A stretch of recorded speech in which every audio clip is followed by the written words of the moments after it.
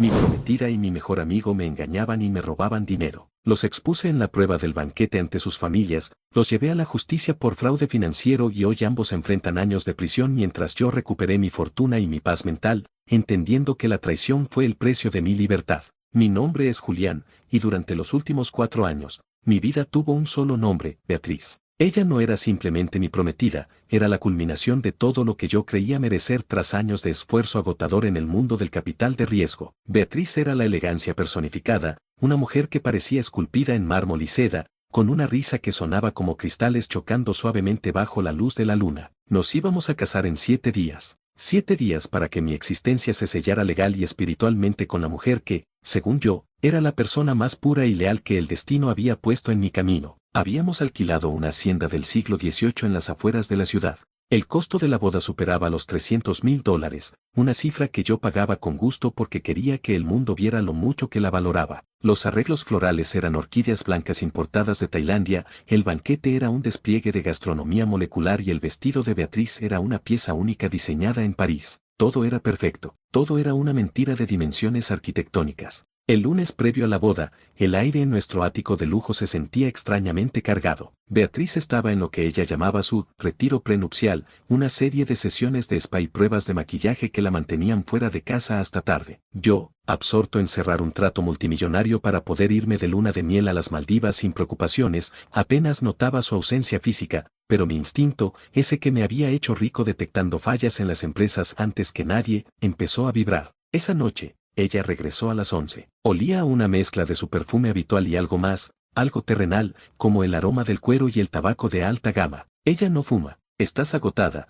amor, le dije, levantándome de mi escritorio para darle un beso en la frente. Ella se apartó con una suavidad ensayada, fingiendo un bostezo. Ha sido un día eterno, Julián. Las pruebas del velo fueron un desastre, la modista no entendía la caída de la tela. Solo quiero ducharme y dormir. Se encerró en el baño. Yo volví a mi laptop, pero mi vista se desvió hacia su teléfono, que había dejado olvidado sobre la mesa de noche. Normalmente, yo no soy ese tipo de hombre. No reviso teléfonos porque creo que la confianza es el único cimiento real, pero en ese momento, el teléfono vibró. Una notificación corta apareció en la pantalla bloqueada. No era un nombre conocido. El contacto estaba guardado simplemente como M, logística. El mensaje decía, no puedo sacarme el sabor de tu piel de la boca, contando las horas para que el imbécil se vaya al trabajo mañana. El hotel de siempre, a las 10 a.m. Sentí como si una mano invisible me estrujara el corazón hasta detenerlo. El mundo se volvió sordo. El sonido del agua de la ducha me pareció de repente el estruendo de una cascada que me arrastraba hacia el abismo. El imbécil. Yo era el imbécil. El hombre que pagaba los viajes, las joyas, la boda de $300,000 y el ático donde ella se duchaba para quitarse el olor de otro hombre. Me quedé mirando el aparato. Mi mente, entrenada para el análisis de riesgo, empezó a trabajar a una velocidad vertiginosa. Podía entrar al baño ahora mismo, sacarla de la ducha por el pelo y exigir una explicación. Pero eso sería visceral, poco elegante y, sobre todo, le daría la oportunidad de victimizarse. Si Beatriz me estaba traicionando, yo no quería una confesión, quería la evidencia absoluta. Quería ver la destrucción total de su farsa. Tomé una foto del mensaje con mi propio teléfono. Mis manos temblaban, no de miedo, sino de una furia que se estaba enfriando hasta convertirse en un bloque de hielo. Me metí en la cama y fingí estar dormido cuando ella salió del baño. Ella se acostó a mi lado, y por primera vez en 4 años, su cercanía me dio náuseas. Sentí su calor, escuché su respiración rítmica y supe que cada «te amo» que me había dicho en los últimos meses había sido un escupitajo en mi cara. A la mañana siguiente, me despedí de ella con el mismo beso de siempre. Fui un actor consumado. Que tengas un buen día de spa, cariño, le dije, sonriendo con una máscara que me dolía. Gracias, amor. Nos vemos para la cena con tus padres esta noche, ¿recuerdas? Respondió ella, con una naturalidad sociopática. En cuanto crucé la puerta, no fui a la oficina. Llamé a Ricardo, un exoficial de inteligencia que ahora dirigía una agencia de investigadores privados para clientes de alto perfil. Ricardo, necesito un equipo en el Hotel Sabrin en 1 hora. Habitación desconocida, pero ella llegará a las 10 a.m. Quiero fotos, quiero audio y, si es posible, quiero video de alta definición. No me importa el costo. Quiero que cuando esto termine, no quede un solo rincón de su vida privada que yo no conozca. Pasé las siguientes horas en un café frente al hotel, viendo el reloj como quien cuenta los segundos para una ejecución. A las 10:05 a.m., vi su Range Rover blanco, el regalo que le hice por su cumpleaños, entrar al estacionamiento del hotel. Ella bajó luciendo unas gafas de sol de diseñador y un vestido ligero. Se veía radiante. Se veía como una mujer que iba a encontrarse con el amor de su vida, no con su futuro esposo. Minutos después, un hombre bajó de un deportivo negro. Lo reconocí de inmediato. Era Marcos, mi mejor amigo de la universidad y el que sería mi padrino de boda en 7 días. El hombre que me había dado palmadas en la espalda diciendo que era el tipo más afortunado del mundo. El hombre que, según el mensaje, no podía sacarse el sabor de mi prometida de la boca. El choque emocional fue como un golpe físico. La traición doble tiene un peso que deforma la realidad.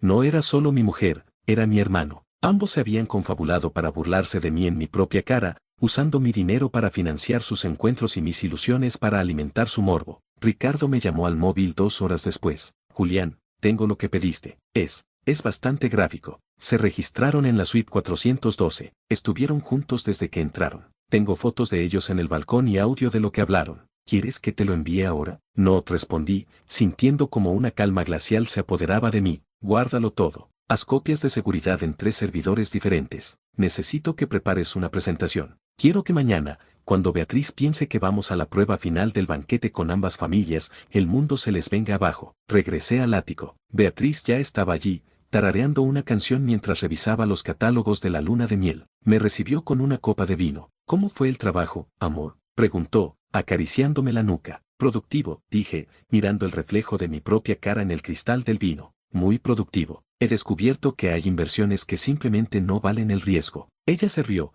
pensando que hablaba de negocios. No sabía que el trato de su vida acababa de ser cancelado y que la auditoría apenas comenzaba. La cena con mis padres y los suyos no era un evento cualquiera, era el último ensayo de la diplomacia familiar antes del despliegue de poder que sería la boda. Nos reunimos en un restaurante privado con 3 estrellas Michelin, un lugar de techos altos y luz tenue donde cada susurro parecía una confesión. Allí estaba yo, sentado a la cabecera, observando a Beatriz a mi derecha. Ella lucía un collar de diamantes que yo le había regalado hacía apenas un mes, una joya que brillaba con una ironía hiriente bajo las lámparas de cristal. Frente a nosotros estaban mis suegros, don Alberto y doña Elena. Eran gente de alcurnia caída, que veían en este matrimonio el salvavidas financiero que su apellido necesitaba desesperadamente. Alberto me hablaba de los viñedos de la hacienda y de la importancia del linaje, mientras yo solo podía pensar en la grabación que Ricardo me había enviado al teléfono apenas una hora antes. En el audio, se escuchaba a su hija reírse de la rigidez de mi padre y de cómo mi fortuna era el fondo de retiro perfecto para ella y Marcos. Julián,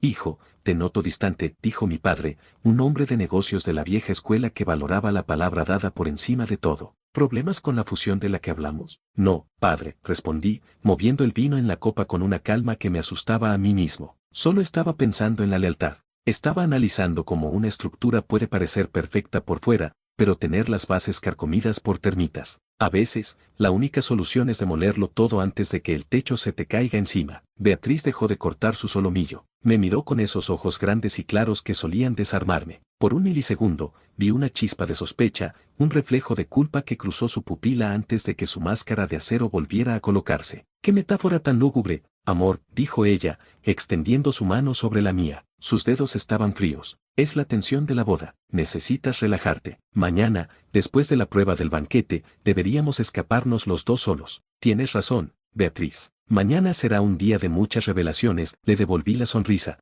pero mis ojos no participaron en el gesto. En ese momento, el capitán de meseros anunció a un invitado tardío. Marcos entró al salón. Mi mejor amigo, mi padrino, el hombre que esa misma mañana había estado profanando mi futuro en la suite 412, caminaba hacia nosotros con la confianza de quien se sabe impune. Se acercó a mí y me dio un abrazo fuerte, de esos que crujen la espalda. Siento llegar tarde, hermano. El tráfico estaba imposible, dijo Marcos, sentándose al lado de mi padre. No te preocupes, Marcos. Estábamos hablando de la boda, de los roles que cada uno desempeña. Estaba pensando que tu papel como padrino es fundamental. Tú eres el que debe velar por mi honor, ¿verdad? Le pregunté, clavando mi mirada en la suya. Marcos no pestañó. Es un profesional del engaño. Hasta la muerte, Julián. Sabes que por ti daría la cara en cualquier batalla. La cena continuó entre risas forzadas y brindis vacíos. Cada vez que Marcos y Beatriz cruzaban la mirada, yo sentía un latigazo de adrenalina pura. Era un juego psicológico agotador. Observaba cómo ella le pasaba la sal, cómo él le comentaba lo bien que le quedaba el peinado, y me maravillaba la capacidad del ser humano para ser un monstruo con piel de cordero. Cuando llegó el postre, decidí tensar la cuerda un poco más. Saqué mi teléfono y lo puse sobre la mesa, boca abajo. Marcos, dije, captando la atención de todos, estuve revisando los gastos de logística de la boda. Hay un proveedor nuevo, un tal M. Logística. Beatriz lo tiene en su agenda, pero no recuerdo haber firmado ese contrato. ¿Sabes algo al respecto? Beatriz se atragantó con un poco de agua. Marcos, por primera vez, perdió un poco de color, pero recuperó la compostura en un segundo. Ah, sí, intervino Beatriz, recomponiéndose. Es una empresa de transporte para los invitados de fuera. Marcos me ayudó a seleccionarlos, ¿no es así, Marcos? Cierto, asintió él. Son los mejores en cuanto a discreción y rapidez. Me pareció que Julián apreciaría que todo se manejara bajo perfil para evitar a la prensa. Discreción, repetí la palabra, paladeándola como un licor amargo. Sí, la discreción es una virtud muy cara hoy en día, pero a veces, lo que se hace en la oscuridad acaba gritándose desde los techos. Mis padres intercambiaron una mirada de confusión. Ellos sentían que algo no iba bien, pero el respeto a la etiqueta les impedía intervenir. Los suegros, por su parte, seguían hablando de la luna de miel, ajenos a la guillotina que estaba a punto de caer sobre sus cabezas. Al terminar la cena, nos despedimos en la acera. Marcos me dio otra palmada en el hombro y Beatriz se apoyó en mi brazo como si fuera una esposa devota. Mientras veía el coche de Marcos alejarse, recibí un mensaje de Ricardo. Tengo el video del elevador del hotel. Se están besando antes de que las puertas se cierren. Es nítido. También tengo el registro del liguero que ella compró ayer con tu tarjeta corporativa. Lo dejó en la habitación de él. Sentí que el aire de la noche me quemaba los pulmones. Subimos al ático en silencio. Beatriz intentó iniciar un acercamiento en la habitación, buscando mi cuello con sus labios, pero me aparté con una excusa de cansancio extremo. Mañana es el gran ensayo del banquete en la hacienda, Beatriz, le dije desde el umbral del vestidor. Quiero que estés perfecta, que uses ese vestido que tanto te gusta y todas tus joyas. Quiero que sea un día que nadie olvide. Lo será, amor, respondió ella, ya desde la cama, con una voz suave que ocultaba la ponzoña de su traición. Te prometo que será inolvidable. Cerré los ojos en el sofá del estudio, pero no dormí. Pasé las horas revisando los archivos que Ricardo me había subido a la nube. Escuché grabaciones de sus encuentros previos, descubriendo que la aventura no era de unas semanas, sino de casi un año. Marcos no solo me robaba la mujer, me robaba la dignidad mientras yo le prestaba dinero para sus inversiones fallidas. Ella no solo me engañaba, se burlaba de mi ritmo de trabajo, de mis miedos y de mi entrega. El amanecer llegó con un color grisáceo y frío. Era el día de la ejecución. Me vestí con un traje oscuro, como si fuera a un funeral y no a una prueba de banquete. Beatriz salió de la habitación radiante, sin sospechar que cada paso que daba hacia la hacienda era un paso hacia su ruina social y financiera. ¿Estás listo, Julián?, preguntó, ajustándome la corbata con una delicadeza que me produjo una náusea violenta. Más que listo, respondí. Hoy se acaba la incertidumbre. Hoy, por fin, todo el mundo ocupará el lugar que le corresponde. La hacienda, Los Olivos, lucía espectacular bajo el sol de mediodía. Era un escenario diseñado para la felicidad, con sus jardines perfectamente podados y las fuentes de piedra soltando un murmullo relajante que contrastaba violentamente con el estruendo de mis pensamientos. Al llegar, los organizadores de la boda nos recibieron con copas de champán. Beatriz caminaba con una gracia real, saludando a los Mitter y a los floristas con esa condescendencia amable de quien ya se siente dueña y señora del lugar. Yo caminaba a su lado, sintiendo el peso del sobre de cuero en mi mano, el cual contenía los documentos que harían que este paraíso se convirtiera en un juzgado de sentencia. Es perfecto, Julián, susurró ella, apretando mi brazo. Mira los centros de mesa, son exactamente lo que pedí. Todo es tan puro, tan blanco. Sí, respondí, mirando las flores con desprecio. Es sorprendente cómo el blanco puede ocultar tantas manchas. Si no miras de cerca, parece que no hay ninguna imperfección. Poco a poco llegaron los invitados clave para esta prueba de banquete, mis padres, los de ella, y por supuesto, Marcos, que venía luciendo un traje de lino que probablemente yo le había ayudado a financiar de alguna manera indirecta. Nos sentamos en la mesa imperial dispuesta en el gran salón de eventos, un espacio con capacidad para 500 personas que hoy solo albergaba a nuestro pequeño grupo de 10. La acústica del lugar era magnífica, diseñada para que los discursos de amor llegaran a cada rincón. Hoy, serviría para que el sonido de su caída fuera ensordecedor. Durante la degustación del primer plato, la conversación giraba en torno a trivialidades, el clima para el sábado, la lista final de invitados, los protocolos de seguridad. Beatriz y Marcos intercambiaban comentarios sobre la selección de vinos con una naturalidad que me dejaba frío. Observé cómo sus dedos se rozaron accidentalmente al pasar una copa, y cómo ella le dedicó una sonrisa fugaz que duró apenas un segundo, pero que para mí fue como un estallido de luz en una habitación oscura. Marcos, intervine, interrumpiendo un brindis de mi suegro, sé que has estado muy involucrado en la logística de la última semana, especialmente con el tema de la discreción que mencionaste anoche. ¿Has comprobado que los sistemas de video del salón funcionen correctamente? Quiero que el montaje de fotos que preparé se vea en todas las pantallas simultáneamente. Marcos asintió con una suficiencia irritante. Todo bajo control, hermano. El técnico me confirmó que el sistema está enlazado a la red central. Solo tienes que dar la orden y el video empezará a correr. Excelente, dije, haciendo una seña a Ricardo, que estaba apostado discretamente cerca de la cabina de sonido, fingiendo ser un técnico más del evento. Porque el contenido es especial. No es el típico video de fotos de infancia. Decidí que, dado que esta es una boda de transparencia, deberíamos mostrar la verdad de nuestra relación. Beatriz me miró con el ceño fruncido. ¿De qué hablas, Julián? No me dijiste que habías cambiado el video. ¿Qué fotos pusiste? Son momentos que capturamos en el último mes, Beatriz. Momentos en los que, quizás, no sabías que estabas siendo tan fotogénica. Escenas que resumen perfectamente el compromiso que tienes conmigo y con nuestro círculo más cercano. Una sombra de duda empezó a oscurecer el rostro de mi prometida. Sus manos empezaron a juguetear con la servilleta de lino bajo la mesa. Marcos, por su parte, se acomodó la corbata, sintiendo quizás que la temperatura del salón había bajado varios grados de golpe. La tensión era un cable de alta tensión a punto de romperse. Mis padres me miraban con preocupación. Mi padre, con su instinto de cazador, sabía que yo estaba a punto de disparar, aunque no sabía a quién. Antes de pasar al plato principal, continué, poniéndome de pie y golpeando suavemente mi copa con un tenedor. Quiero agradecer a todos los aquí presentes, especialmente a mis suegros, que han criado a una mujer tan polifacética, y a Marcos, mi mejor amigo, que me ha enseñado el verdadero significado de la palabra compartir. El silencio que siguió fue absoluto. Los camareros se detuvieron. Los padres de Beatriz se quedaron con los cubiertos en el aire. He preparado una pequeña presentación, dije, mirando fijamente a Marcos. Algo que nos ayudará a entender por qué esta boda no puede celebrarse de la manera tradicional. Porque para construir un matrimonio, se necesita lealtad. Y aquí, en esta mesa, la lealtad ha sido tratada como una moneda de cambio barata. Beatriz se puso de pie. Su rostro ya no era de mármol, sino de papel arrugado. Julián, basta. Estás haciendo una escena. Si estás borracho o cansado, vámonos ahora mismo. No me voy a ningún lado, Beatriz. Siéntate. Mi voz no fue un grito, fue un látigo. Todavía no hemos llegado a lo mejor. Hice un gesto con la cabeza hacia la cabina. Las luces del gran salón se atenuaron automáticamente. Las 6 pantallas gigantes de alta definición que rodeaban el salón se encendieron con un zumbido eléctrico. Al principio,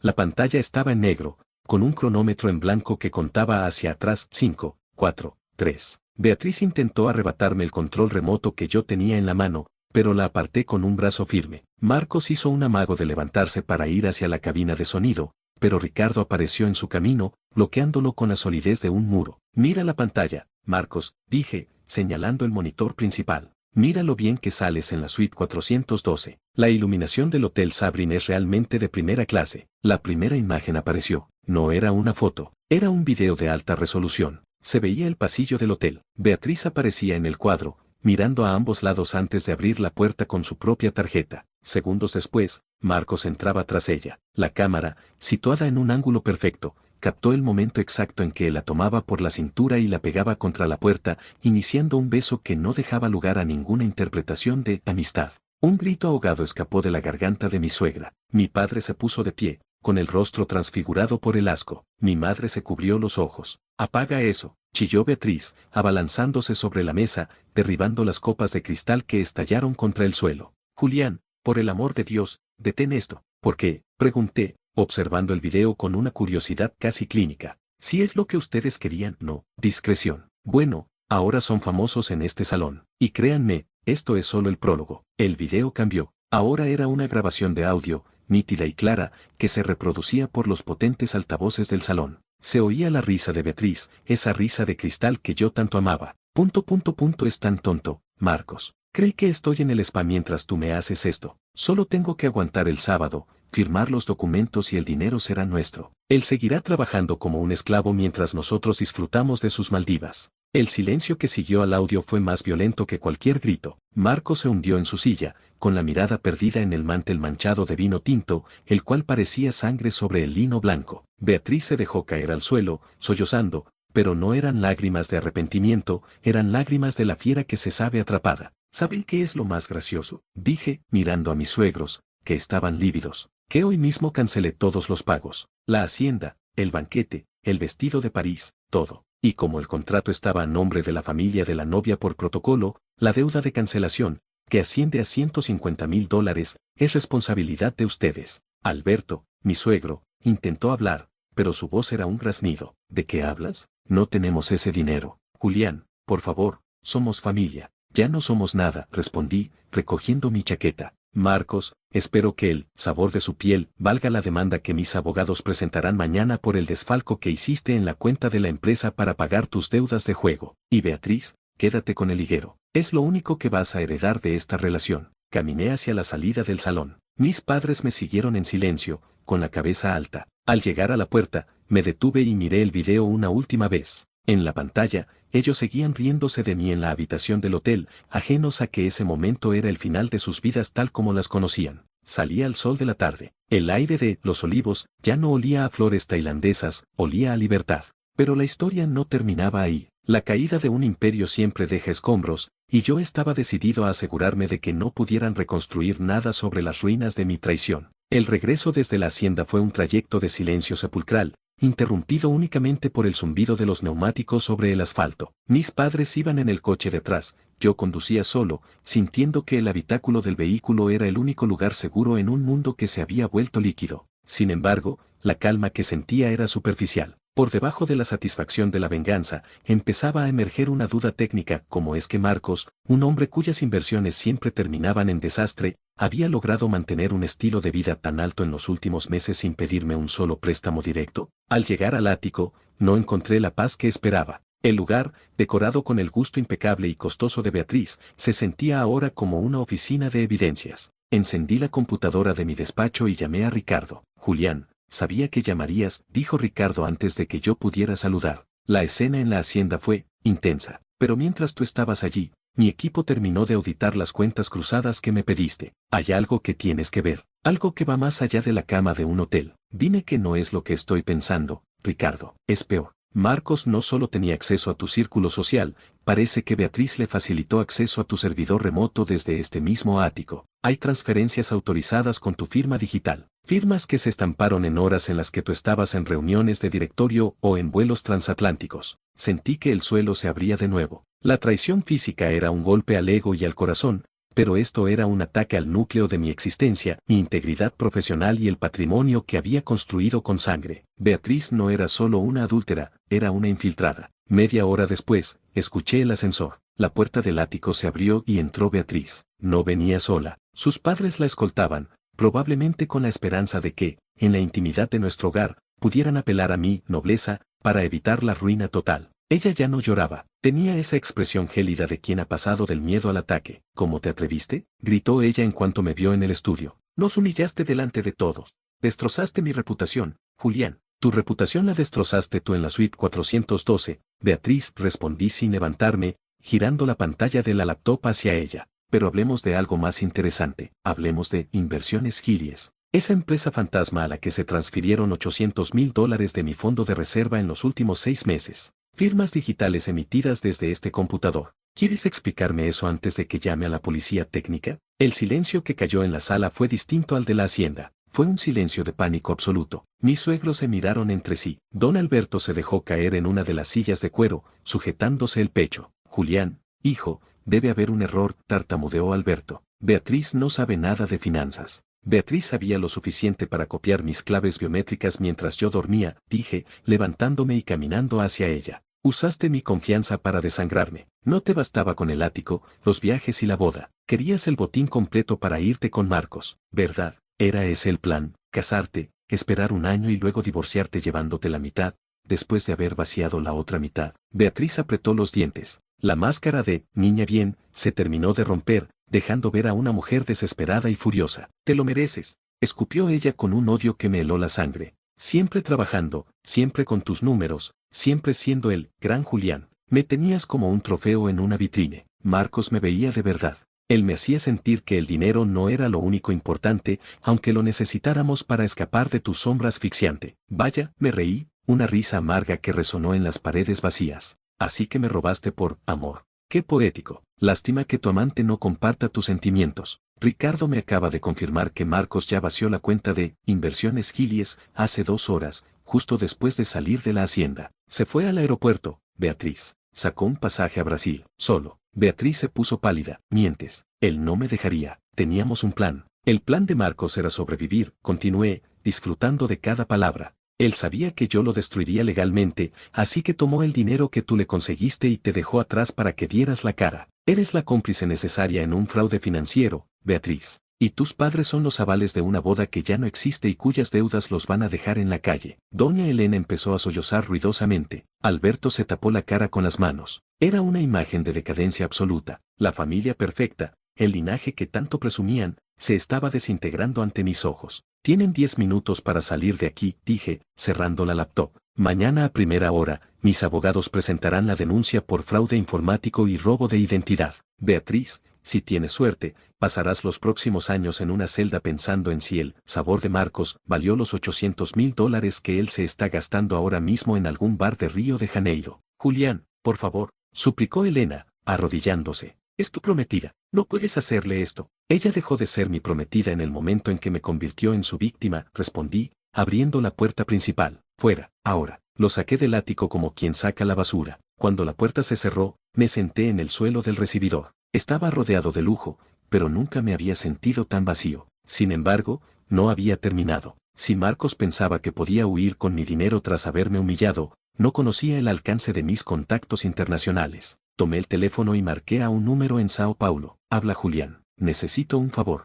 Un hombre llegará al aeropuerto de Geliou en unas horas. Lleva una maleta con dinero que no le pertenece y una deuda de honor conmigo. Quiero que lo esperen en la aduana. No quiero que lo arresten todavía. Quiero que sienta que llegó a su destino antes de que el mundo se le vuelva a cerrar. Colgué el teléfono. La traición había sido total, amorosa, amistosa y económica. Pero la respuesta sería igual de completa. Mañana el nombre de Beatriz y Marcos estaría en todos los periódicos financieros como los autores de un fraude patético. Me serví un whisky, el más caro de mi colección, y brindé solo frente al ventanal que daba a la ciudad. El sábado, el día que debía ser mi boda, sería en realidad el día en que vería a Beatriz entrar a un juzgado y a Marcos ser extraditado. El círculo se estaba cerrando, pero aún faltaba la pieza final, el enfrentamiento cara a cara con el hombre que me llamó hermano mientras me robaba la vida. El sábado amaneció con un sol espléndido, el tipo de clima que cualquier pareja calificaría como un regalo del cielo para su boda. Para mí, era simplemente el día del ajuste de cuentas final. Mientras la ciudad despertaba pensando en el gran evento social del año que ya no sería, yo estaba en mi despacho, rodeado de carpetas legales y con un monitor que mostraba el rastreo de un vuelo que acababa de aterrizar en territorio brasileño. Marcos creía que el dinero era su salvoconducto, pero en el siglo XXI, el dinero digital deja un rastro de sangre electrónica. Mis contactos en Brasil no eran policías, sino auditores de riesgo con conexiones en la Policía Federal. Cuando Marcos cruzó el control de pasaportes en el aeropuerto de Galeão, no lo detuvieron con sirenas. 2 hombres de traje oscuro lo abordaron con una calma profesional,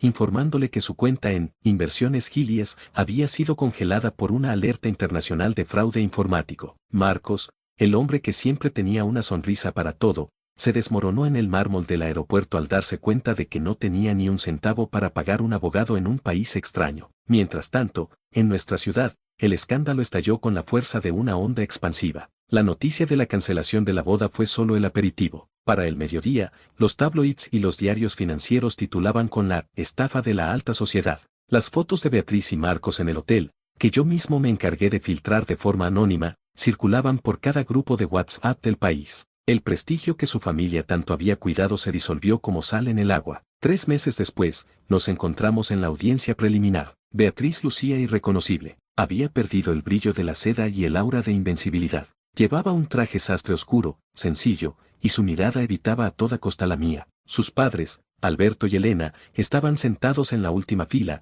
con los hombros hundidos, habían tenido que vender su casa y sus autos para cubrir una parte de las deudas legales y las penalizaciones de la hacienda. Marcos estaba presente vía videoconferencia desde una prisión preventiva en Brasil, esperando su extradición. Su rostro en la pantalla se veía demacrado, con la piel grisácea y los ojos hundidos. Ya no era el galán de lino, era un reo esperando sentencia. Cuando llegó mi turno de declarar, me puse de pie. El juez me miró con una mezcla de respeto y curiosidad. Señor Julián, dijo el magistrado, la evidencia de fraude es abrumadora. La defensa de la señora Beatriz alega que actuó bajo coacción emocional. ¿Tiene algo que decir al respecto? Miré a Beatriz. Por un segundo, ella levantó la vista, buscando en mis ojos esa vieja chispa de debilidad que ella llamaba amor. Pero no encontró nada. Solo encontró un espejo frío. Señoría, comencé, con una voz que resonó en la sala con una claridad absoluta, la coacción requiere una víctima y un victimario. Aquí solo hubo dos depredadores que pensaron que mi confianza era una debilidad explotable. Beatriz no fue coaccionada,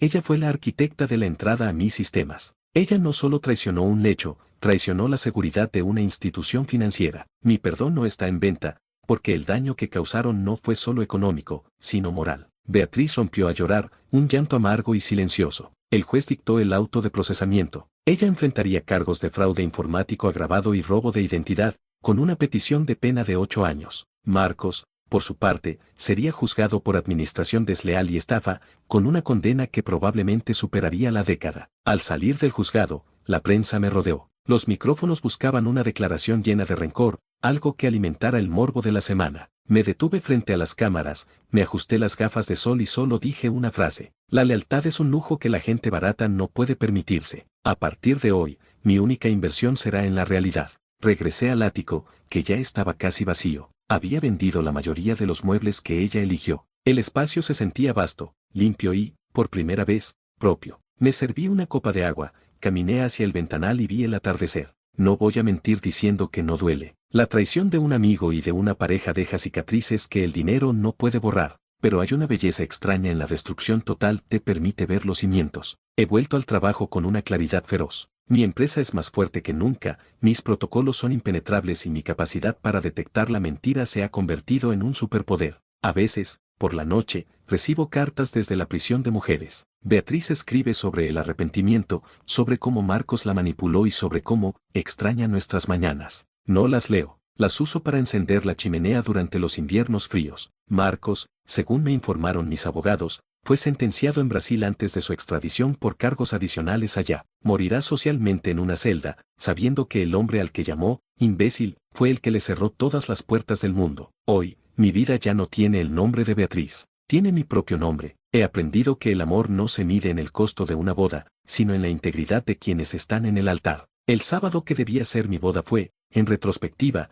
el día de mi independencia. He vuelto a salir, pero con una regla inquebrantable, no busco orquídeas blancas importadas ni seda de París. Busco ojos que no se desvíen cuando hablo de la verdad. La tormenta pasó, y aunque arrasó con todo, dejó el cielo más despejado de lo que jamás estuvo.